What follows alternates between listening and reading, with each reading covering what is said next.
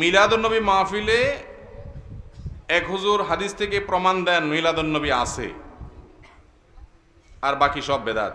আবার সিরাতুন্নবী মাহফিলে আরেক হুজুর এসে প্রমাণ দেন তারটা সঠিক, বাকি সব বেদাত। এখানে কোন পথ সঠিক, আমি কোনটা মানবো? আমি জেনারেল লাইনে শিক্ষিত ভাই, আমি এই সম্পর্কে বলি, আপনার প্রশ্ন শুনে মনে হয় আপনি ভাজা মাছটাও উল্টে খাইতে পারেন না। আপনি তো সোজা সরল মানুষ যে হুজুররা একজন আপনারা হাইকোর্ট দেখায় আর একজন সুপ্রিম কোর্ট দেখায়, আপনি কোন দিকে যাবেন কুল পাচ্ছেন না। আপনি জেনারেল শিক্ষিত মানুষ, আপনি কোরআন হাদিস সম্পর্কে আপনার ধারণা নাই। হুজুররা আপনারা একজনে একদিক বলে, এই জন্য আপনি এখন দিশেহারা, আপনি বিরক্ত, আপনার মেজাজ গরম, হুজুররা এত রকম কথা বলে কেন? বাহ, এটা আল্লাহরে যা বলিয়েন কিয়ামতের দিন, আল্লাহ আমার কি দোষ? এই মৌলবীরা একটা একটা একদিকে টানছে, আমি কোন দিক যাব? মায়ের একটাও নিচে হবে না। আল্লাহ বলবে দুনিয়ার সব ঠিকই বুঝছো, শুধু ইসলামটার বেলা আসলে হুজুরদের দোষ দিয়া বলছো, হ্যাঁ হুজুররা একটা বলে আমি কোনটা করব? ভাইরা আমার, এক এক হুজুর এক একটা বলবে, এটা স্বাভাবিক, এটা অস্বাভাবিক না। নবী করিম সাল্লাল্লাহু আলাইহি ওয়াসাল্লাম বলে গেছেন, ফাইন্নাহু মান ইয়াইশ মিনকুম বাদি ফাসায়ারা ইখতিলাফান কাসীরা, আমার পরে যারা পৃথিবীতে বেঁচে থাকবা তোমরা দেখবা নানান মত, এক এক হুজুর এক একটা বলে, এরকম অনেক কিছু দেখবা তোমরা। ওই সময় আমরা কি করব? নবীজি বলে গেছেন না, জান নাই? তিনি বলে গেছেন ফালাইকুম বিসুন্নতি, তোমরা দেখবা আমি কি করছি, রাসূল সাল্লাল্লাহু আলাইহি ওয়াসাল্লাম কি করছে। কোন হুজুর কি বলে দেখো, হুজুর কোরআন থেকে হাদিস থেকে রেফারেন্স দেয় কিনা, সম্ভব হলে মিলাও, বাংলা অনুবাদ হয়ে গেছে সব, এরপরে তুমি সেটা অনুযায়ী আমল করো। যদি আল্লাহ না করুক ভুলও হয় তোমার, তাও আল্লাহ মাফ করে দিবেন, কিন্তু হুজুরের দোষ দিয়ে পার পাবা। আমি প্রায় সময় বলার চেষ্টা করি ভাই, একটা এক্সাম্পল দিয়া। আচ্ছা, এই যে আপনারা তেল খান, সয়াবিন তেল, বিভিন্ন ব্র্যান্ডের তেল আছে না?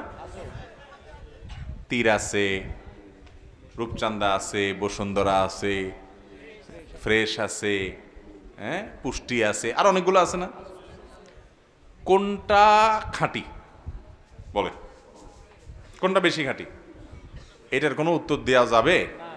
কারণ সব কোম্পানির বোতলের গায়ে লেখা আছে 100% খাঁটি। আজ পর্যন্ত কোনো কোম্পানি পাইছেন যে বলে ভাই আমি 2 নম্বরই কথা বলি না, আমার 99% খাঁটি, 1% ভেজাল আছে? এরকম বলে কেউ? বলার সময় তো চান্দু বলে কি 100% খাঁটি। আপনি তখনও রাগ করে বলছেন যে এই বেলায় এরটা খাঁটি, এর বলে এরটা খাঁটি, এই বলে এরটা খাঁটি, এতজন এত কথা বলে, তো এটা তেলই খাবো না। শেয়ানা পাবলিক, এখানে তো এটা বলেন না। একদিন এটা কিনা খান, আরেকদিন ওইটা কিনা খান, দেখেন পেটে বুটবাট করে কিনা, ফুটফাট করে কিনা, শরীরের সাথে আপনার ম্যাচ করে গেছে, টাকাও মিলে গেছে, কোনোটা ভালো মনে হয়েছে আপনি সেটাই খান। ঠিক না ভাই? ঠিক। বিবেক খরচ করেন, বুদ্ধি খরচ করেন, বুঝার চেষ্টা করেন। দুনিয়াটা তো ভালোই বুঝেন মাশাআল্লাহ। শুধু আখিরাতের বেলা আসলে, ইসলামের বেলা আসলে শুধু হুজুরদের গায়ের সব দোষ দিয়ে আপনি ফেরেশতা হয়ে যান। আমরা কোন দিক যাব? বাহ, আল্লাহ আপনাকে আকল বিবেক দিছে না দেয় নাই? 7 সমুদ্র 13 নদী পার হইয়া নামটাও লিখতে পারে না, 1 2 3ও চিনে না, এই লোক সৌদি আরব চলে গেছে। আছে না নাই? পয়সার জন্য তো অনেক কিছু করতে পারেন। ইসলাম বোঝার জন্য কয় হুজুরের কাছে গেছেন, কয়টা কিতাব খুলছেন, কয়টা কোরআন খুলছেন, হুজুরের কাছ থেকে দলিল খুঁজছেন, ভালো করে 10 হুজুরের কথা শুনে কোনটা সঠিক মনে হয়, কোনটা নবীজির সাথে মিলে, কোরআনের সাথে মিলে, এটা একটু যাচাই করার চেষ্টা করি, একটু চেক করার চেষ্টা করি, ক্রস চেক করার চেষ্টা করি, কয় জায়গায় গেছেন। আল্লাহর কাছে কোনো জবাবদিহি করা যাবে? 50 টাকার একটা লাউ, এটা কেনার জন্য টিপতে টিপতে টিপতে লাউর এমন 12টা বাজান বাজাইছেন যে লাউ বেচারা বেচতে বসছে, সে বলে ভাই কিনলে কিনেন, না কিনলে নাই, খবরদার নখ দিবেন না। ঠিক না ভাই? ঠিক। যে 50 টাকার লাউটা কিনবো, এটা যেন ভেজাল না হয়, এই জন্য আমি টিপা দেখি, তাই না? আলু পটল কিনেন, এত চেক করেন। আমাদের কাছে ইসলামটার দাম আলু পটল আর লাউ চাইতে কম হয়ে গেছে।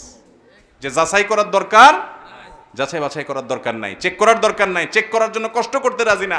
লাউর পিছনে যত কষ্ট করি, যত টিপ দেই, হুজুরদেরকে এত টিপি টিপি দেখি না, হুজুরেরটা ঠিক না ওরটা ঠিক। ঠিক না ভাই? ঠিক। আল্লাহ তাআলা আমাদেরকে বুঝার তৌফিক দান করুন। মানুষ মারা যাওয়ার পর, যে মারা যায় তার আত্মীয় স্বজনদেরকে এলাকাবাসী খানা খাওয়াবে, কারণ তাদের মন খারাপ, প্রিয় মানুষকে হারায়, রান্না করার মানসিকতা নাই, তাদেরকে রান্না করে খানা খাওয়াবে। এটা হলো সুন্নাহ। এটা হলো কি? আর এলাকাবাসী যে মারা গেছে তার ছেলে মেয়ের কাছে, তার পরিবারের লোকদের কাছে 7 দিনা, 3 দিনা, 40 দিনা নাম দিয়া বিভিন্ন রকমের জিয়াফত খাওয়া, এটা হলো বেদাত। এটা হলো কি? বেদাত। বাংলাদেশের সবচেয়ে বড় বেদাত এটা। এর চেয়ে বড় বেদাত বাংলাদেশে নাই। মানে এই বেদাত ঘরে ঘরে, জায়গায় জায়গায়। এই বেদাত মানুষ ইচ্ছায় করে অনিচ্ছায় করে, কারণ না করলে বলে কি ছেলে রেখে গেছে, কারোর একটু হাতও ধোয়াইলো না। এরকম ছোট লোক আছে না নাই? এগুলো না জায়েজ কথা। আরে ভাই, মানুষ খাওয়ায় হলো খুশি হলে। মানুষ খাওয়ায় কখন? বিয়ে করছেন, নতুন বউ ঘরে আসছে, খুশির ছোট অলিমা খাওয়ান। আল্লাহ একটা নতুন বাচ্চা দিছে, এজন্য খুশি হয়ে আকিকা খাওয়ান। ছেলে ভালো রেজাল্ট করছে, খুশি হয়ে মানুষের মিষ্টি খাওয়ান। মানুষ খুশির চুটে সাধারণত একজন আরেকজনকে খাওয়ায়। আমার বাপ মরছে, মা মরছে, প্রিয়জন মরছে, আমি কি খুশি যে আমি আপনাদের খাওয়াবো? এই জন্য আপনারা শক্ত ধরবেন, গো ধরবেন, যে মানুষ বখিল বলে বলুক, কৃপণ বলে বলুক, আমার বাপ মা মারা গেছে, এলাকাবাসী তোমাদের আমি অন্তত খাওয়াইতেছি না। যদি বাপ মার পক্ষ থেকে দান করতে হয় তো গরিবের এক বস্তা চাল কিনে দেন, একদিনে বাজার করে দেন, 2টা মাছ কিনে দেন, তাদেরকে 2 কেজি গোশত কিনে দেন, এক বেলার খাবার কিনে দেন, তাদেরকে সহযোগিতা করেন। কিন্তু এলাকাবাসীকে হাত ধোয়া খাওয়াবেন না। মনে হয় যে বিয়ে বাড়ি, সামিয়ানা টামিয়ানা টাঙ্গায় এমনভাবে খাওয়াইতেছে, মনে হয় যে বিয়ের অনুষ্ঠান। ঠিক না ভাই? ঠিক। এটা হিন্দুদের শ্রাদ্ধ থেকে আসছে। একটু পড়ালেখা করেন, ঘাটেন, দেখবেন পাবেন। গুগলে গিয়ে সার্চ দেন, তালিব বেশর অফালা আকার দয়ের পিঠে বড় ধ শ্রাদ্ধ, এটা লেখা গুগলে অনলাইনে এখন সার্চ দেন, দেখবেন পাবেন। কি হিন্দু ধর্ম মতে কোনো মানুষ মারা গেলে ওই মৃত মানুষের তরফ থেকে আত্মীয় স্বজনরা যদি লোকজনকে না খাওয়ায়, তাহলে তারা মনে করে ওই লোক স্বর্গে খাওয়ান পায় না, এজন্য খাওয়ান লাগে। ওই জিনিস তাদের মধ্যে আছে, তাদের ধর্ম তারা পালন করুক, তাদের ব্যাপার। কিন্তু আমরা মুসলমানরা তাদেরটার অনুকরণ করতে পারি না, এটা মূর্খতা। নবী করিম সাল্লাল্লাহু আলাইহি সাল্লাম মারা যাওয়ার পরে সাহাবারা কত কষ্ট পাইছেন বলেন। ওনারা মদিনাতে কয়টা গরু, কয়টা ওঁট জবাই করে মানুষ খাওয়াইছেন, খবর বাইর করে। তারা জাল হাদিস বাইর করেন তো পান কিনা? পাবেন না। ওমর রাদিয়াল্লাহু মারা গেছেন, আবু বকর মারা গেছেন, সাহাবীরা সিনিয়র মারা গেছেন, আম্মা জান আয়েশা মারা গেছেন, রিদওয়ানুল্লাহি তাআলা আজমাইন। কই সাহাবীরা কেউ জিয়াফত করছেন? দেখান তো দেখি। এটা মুসলমানদের কালচার না, কিন্তু এটা বুঝান যায় না মানুষকে। আল্লাহ তাআলা আমাদেরকে বুঝার তৌফিক দান করুন।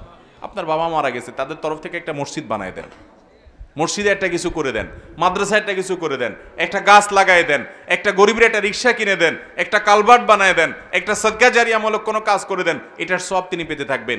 এই অযথা 3 দিন 40 দিন দিন ঠিক করে, ক্ষণ ঠিক করে মানুষ ডেকে জিয়াফত খাওয়াবেন, শ্রাদ্ধ অনুষ্ঠান অনুসরণ করে, এতে সব হবে না, বরং কি হবে? গুনাহ হবে। আপনাদের এলাকায় এটা হয়নি? হয় মানে ঘরে ঘরে হয়। ঠিক না ভাই? ঠিক। কিপটা বলে বলুক, কিন্তু আমি অযথা টাকা নষ্ট করব। মুরব্বীরা বলবে কি দিন বার হয়েছে, হুজুররা কি এর মাসালা বার করে, খানা দানাও বন্ধ করে দিব বলে। হ্যাঁ, ও হুজুররা আরো বেশি করে খাইতে, তো যে হুজুর বেশি বলে বুঝতে হবে ওনার এখানে কি আছে, পাত্তির কামসাম আছে, ব্যবসা বাণিজ্য আছে।